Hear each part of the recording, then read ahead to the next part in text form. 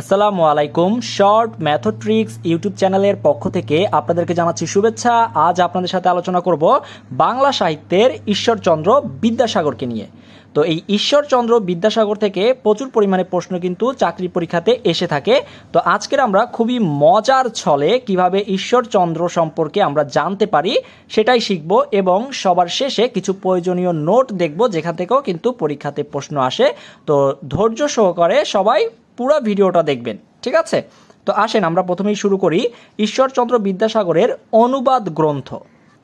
তো আমরা অনুবাদ গ্রন্থ যেগুলো আছে ঈশ্বরচন্দ্র বিদ্যাসাগরের, সেগুলো সহজে কিভাবে মনে রাখতে পারি তার জন্য আমি আপনাদেরকে একটা লাইন লিখে দিচ্ছি। সবাই একটু লাইনটা লিখে নেন, একটু সবাই কষ্ট করে লাইনটা লিখে নেন। সেটা হচ্ছে বিদ্যাসাগর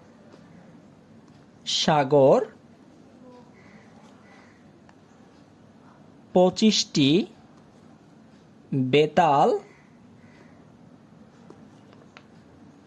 ও ভ্রান্তি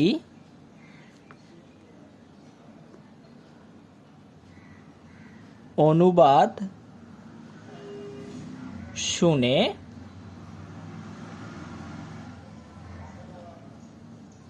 শকুন্তলাকে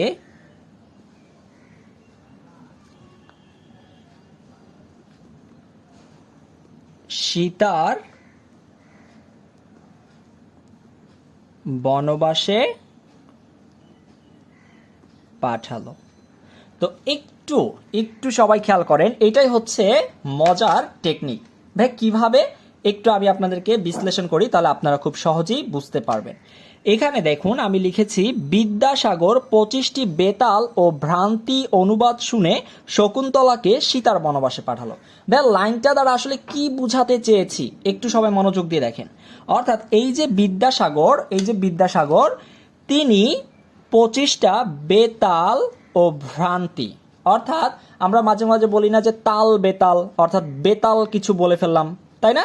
অর্থাৎ এই যে বিদ্যাসাগর 25টা বেতাল ও ভ্রান্তি অনুবাদ শুনে, অর্থাৎ সে 25টা বেতাল ও ভ্রান্তি অনুবাদ শুনতে পেয়েছে। কার কাছ থেকে শুনে? শকুন্তলাকে। অর্থাৎ শকুন্তলা, ধরেন শকুন্তলা তিনি করেছে কি 25টা বেতাল ও ভ্রান্তি অনুবাদ করেছে, যেগুলো শুনতে পেয়ে বিদ্যাসাগর তাকে সীতার বনবাসে পাঠালো। তাহলে লাইনটা কি আমি একটু ক্লিয়ার করে বলতেছি। বিদ্যাসাগর 25টি বেতাল ও ভ্রান্তি অনুবাদ শুনে শকুন্তলাকে সীতার বনবাসে পাঠালো। ক্লিয়ার? তাহলে বিদ্যাসাগর 25টি বেতাল ও ভ্রান্তি অনুবাদ শুনে শকুন্তলাকে সীতার বনবাসে পাঠালো। ভাইয়া এইটা মনে রাখলে আমরা কি কি পাচ্ছি সবাই একটু মনোযোগ সহকারে দেখেন। আসেন, সেটা হচ্ছে ভাইয়া এখানে বিদ্যাসাগরের নামটা রেখেছি এই কারণে যাতে আপনারা দেখলেই মনে পড়ে যে এটা হচ্ছে বিদ্যাসাগরের, ঠিক আছে? এটা কার, কোন লেখকের? বিদ্যাসাগর, অর্থাৎ ঈশ্বরচন্দ্র বিদ্যাসাগরের। তারপরে দেখেন এখানে আমি 25টি বেতাল লিখে রেখেছি, তাই না? তার মানে হচ্ছে এই যে 25টি বেতাল, ভাইয়া এখান থেকে আমরা কি পাচ্ছি? এখান থেকে আমরা পাচ্ছি বেতাল, সবাই একটু খাতায় লিখে নেন, বেতাল বেতাল পঞ্চবিংশতি, ঠিক আছে? বিংশতি, পঞ্চবিংশতি অর্থাৎ 25টি, এবং এই বেতাল, ঠিক আছে? তার মানে 25টি বেতাল, এখান থেকে আমরা পাচ্ছি বেতাল পঞ্চবিংশতি। ভাইয়া তারপরে আসেন ভ্রান্তির নিচে একটু আন্ডারলাইন করেন। ভাইয়া ভ্রান্তি থেকে আমরা কি পাচ্ছি? ভ্রান্তি থেকে আমরা পাচ্ছি ভ্রান্তি বিলাস, ভ্রান্তি বিলাস। ওকে, আচ্ছা, তার মানে আমরা কিন্তু অলরেডি দুইটা পেয়ে গিয়েছি, বিদ্যাসাগরের দুইটা পেয়ে গিয়েছি অনুবাদ গ্রন্থ। একটা হচ্ছে বেতাল পঞ্চবিংশতি আর একটা হচ্ছে ভ্রান্তি বিলাস। ভাইয়া এখানে আরেকটা জিনিস খেয়াল করেন, সেটা হচ্ছে ভাই এখানে অনুবাদ লিখে রেখেছি, অনুবাদ, যাতে আপনারা খুব সহজে লাইনটা মনে রাখলে বুঝতে পারেন যে এগুলো কি অনুবাদ নাকি এগুলো কি, এগুলো কি কাব্যগ্রন্থ, উপন্যাস, নাটক, এটা কি, এগুলা কি? এই যে ভ্রান্তি বিলাস এটা কি? তো এটা হচ্ছে অনুবাদ। তার মানে বিদ্যাসাগরের অনুবাদ গ্রন্থ হচ্ছে কি কি? 25টি বেতাল দ্বারা বেতাল পঞ্চবিংশতি, তারপর হচ্ছে ভ্রান্তি দ্বারা ভ্রান্তি বিলাস, ঠিক আছে? এরপরে কি পাচ্ছি ভাইয়া? শকুন্তলাকে কাকে বনবাসে পাঠালো? সীতার বনবাসে কাকে পাঠালো? শকুন্তলাকে পাঠালো। তাহলে এই শকুন্তলা, এটা থেকে আমরা কি পাচ্ছি? এখান থেকে আমরা পাচ্ছি শকুন্তলা। কারণ ভুলভাল, ভ্রান্তি এবং বেতাল যে অনুবাদগুলো করেছিল তিনি কে করেছিলেন? শকুন্তলা করেছিলেন। তাই শকুন্তলাকে বনবাসে পাঠানো হবে। তাহলে আমরা শকুন্তলা থেকে আমরা পাচ্ছি শকুন্তলা। ভাইয়া তারপরে আসেন, সীতার বনবাস। কোথার বনবাসে পাঠিয়েছে? সীতার বনবাসে। ঠিক আছে, তাহলে এখান থেকে আমরা পাচ্ছি সীতার বনবাস। সীতার বনবাস, বনবাস। ওকে, তাহলে দেখেন কত সহজে আমরা 5টা জিনিস পেয়ে গেলাম। কিভাবে? এটা হচ্ছে 1 নাম্বার বেতাল পঞ্চবিংশতি, 2 নম্বরে হচ্ছে ভ্রান্তি বিলাস, 3 নম্বরে হচ্ছে শকুন্তলা, 4 নম্বরে হচ্ছে সীতার বনবাস। অর্থাৎ 5টা না, 4টা। আমরা কত সহজে 4টা জিনিস খুব মজার ছলে আমরা শিখে ফেলতে পারলাম, এবং আমি জানি এরপরে আপনারা আর কেউই ভুল করবেন না। সবাই আমাকে একটু কমেন্ট করে বলেন তো যে এরপরে কি আপনারা কেউ ভুল করবেন? এই জিনিসটা সবার মনে থাকবে না? সবাই একটু চোখ বন্ধ করে নিজেরা একটু ভাবতে চেষ্টা করেন তো যে বিদ্যাসাগর 25টি বেতাল ও ভ্রান্তি অনুবাদ শুনে শকুন্তলাকে সীতার বনবাসে পাঠালো। তাহলে এখান থেকে আমরা 4টা পেয়ে যাচ্ছি। সেগুলো হচ্ছে কি? অনুবাদ গ্রন্থ। কার অনুবাদ গ্রন্থ? বিদ্যাসাগর অনুবাদ গ্রন্থ। এবার চলেন আমরা পরের স্টেপে চলে যাই। তো ভিউয়ার্স, এবার চলুন আমরা একটু দেখে নেই ঈশ্বরচন্দ্র বিদ্যাসাগরের বিদ্রূপ কৌতুক বা প্রহসনমূলক গ্রন্থ কোনগুলো। এটাও কিন্তু পরীক্ষাতে প্রচুর পরিমাণে আসে। তো এর জন্য আমরা কি লিখতে পারি? আসেন একটা লাইন লিখে নেন সবাই। সেটা হচ্ছে বিদ্যাসাগর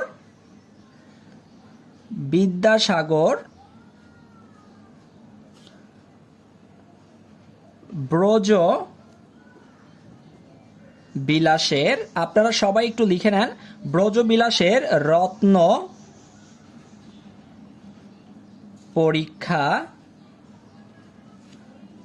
করে দেখল। বিদ্যাসাগর ব্রজবিলাসের রত্ন পরীক্ষা করে দেখল, আবার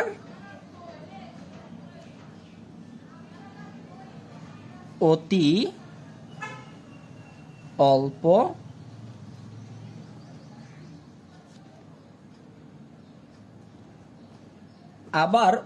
অল্প হইল।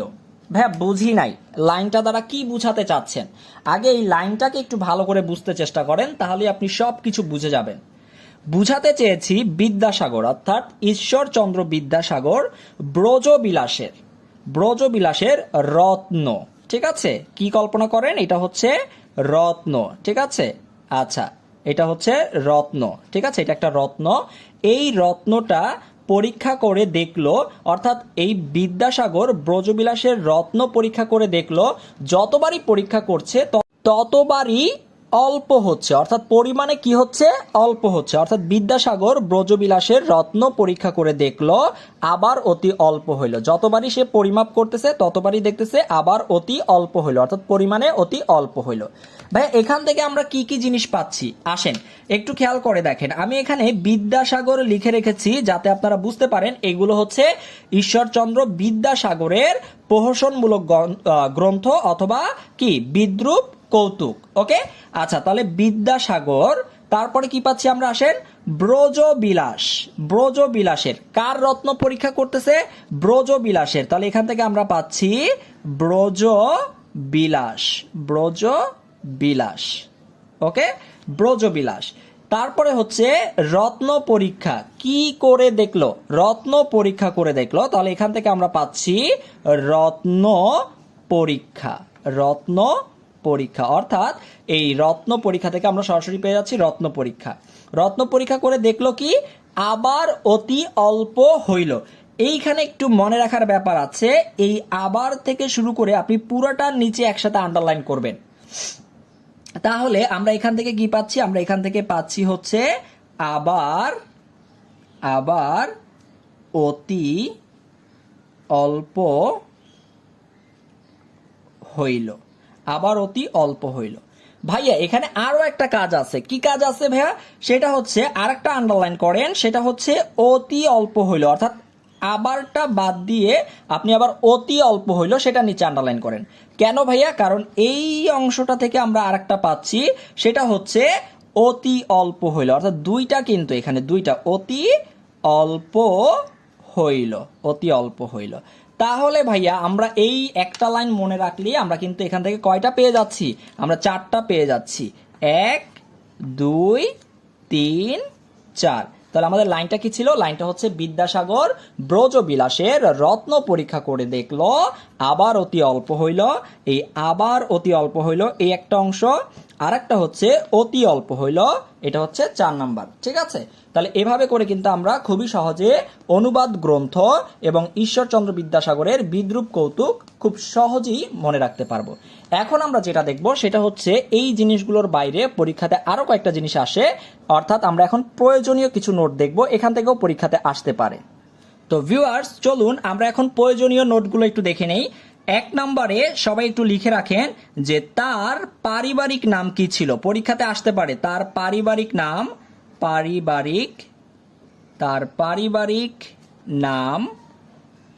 তার পারিবারিক নাম হচ্ছে ঈশ্বর চন্দ্র বন্দ্যোপাধ্যায়। ঠিক আছে, বন্দ্যোপাধ্যায়, এটা কিন্তু মনে রাখতে হবে, এগুলো কিন্তু পরীক্ষাতে আসে। তার পারিবারিক নাম হচ্ছে কি? ঈশ্বরচন্দ্র বন্দ্যোপাধ্যায়। এরপরে লিখেন ঈশ্বরচন্দ্র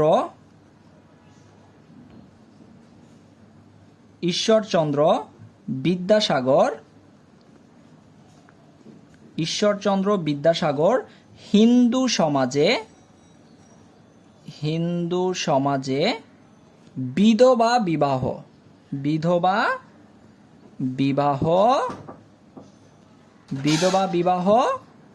প্রচলন করেন। ঠিক আছে, এইটাও কিন্তু খুবই গুরুত্বপূর্ণ যে কে বিধবা বিবাহ প্রচলন করেন। ঈশ্বরচন্দ্র বিদ্যাসাগর হিন্দু সমাজে বিধবা বিবাহ প্রচলন করেন। ঠিক আছে, এরপরে লিখেন বাংলা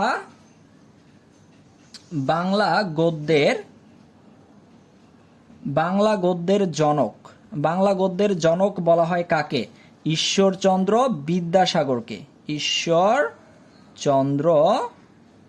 বিদ্যাসাগরকে। এগুলা কিন্তু খুবই গুরুত্বপূর্ণ। ঠিক আছে, আপনাদের এই ঈশ্বরচন্দ্র বিদ্যাসাগর সম্পর্কে যদি আমার এই ক্লাসটা দেখে থাকেন এবং প্রয়োজনীয় নোট প্লাস অনুবাদ গ্রন্থ এবং প্রহসনমূলক গ্রন্থ এই অংশটুকু পড়লে আপনারা যদি এখান থেকে প্রশ্ন আসে 1 নাম্বার নিশ্চিন্তে কমন পেয়ে যাবেন। ঠিক আছে, এর বাইরে আপনাদের কিছু না পড়লেও চলবে।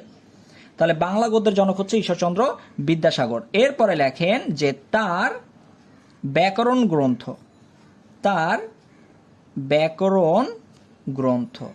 ব্যাকরণ গ্রন্থের নাম কি? এটাও আসে পরীক্ষায়, তো আপনারা একটু লিখে নেন। সেটা হচ্ছে ব্যাকরণ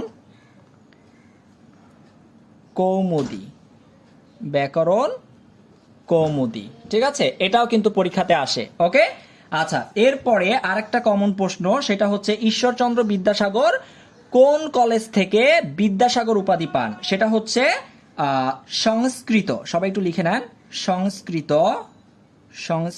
কলেজ থেকে বিদ্যাসাগর উপাধি পায়। ঠিক আছে, উপাধি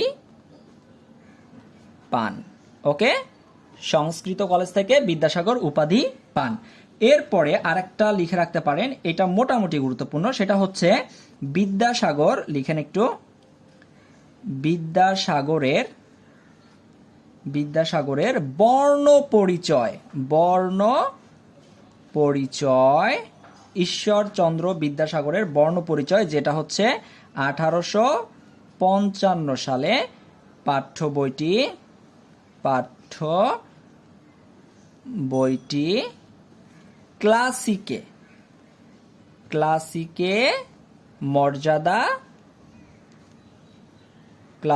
মর্যাদা লাভ করে। ঠিক আছে, লাভ করে। তো আপনারা যদি এই অংশটুকু পড়ে রাখতে পারেন, প্রয়োজনীয় নোট সাথে যে 2টা অংশ দেখিয়ে দিলাম, অনুবাদ গ্রন্থ প্লাস হচ্ছে প্রহসনমূলক গ্রন্থ, তো এতটুকু অংশ পড়লে আপনাদের ঈশ্বরচন্দ্র বিদ্যাসাগর কিন্তু কমপ্লিট হয়ে যাবে ইনশাল্লাহ। তো আজকের ভিডিওটা এখানেই শেষ করছি। আপনারা আমাকে কমেন্ট করে বলবেন যে আপনাদের বাংলা সাহিত্যের উপরে এরকম আরো কার শর্টকাট পেতে চান এবং আজকের ক্লাসটা আপনাদের কেমন লেগেছে। ঠিক আছে, এবং পরবর্তী ভিডিও কোন টপিকের উপরে হলে ভালো হয় অবশ্যই কমেন্ট করে জানাবেন। এবং আজকের এই যে অনুবাদ গ্রন্থ এবং প্রহসনমূলক গ্রন্থ যেটা শিখালাম সেটা কে কে খুব ভালো করে বুঝেছেন একটু কমেন্ট করে জানাবেন। তাহলে আজকে ক্লাসটা এখানে শেষ করছি। সবাই ভালো থাকবেন, সুস্থ থাকবেন। আল্লাহ হাফেজ, আসসালামু আলাইকুম।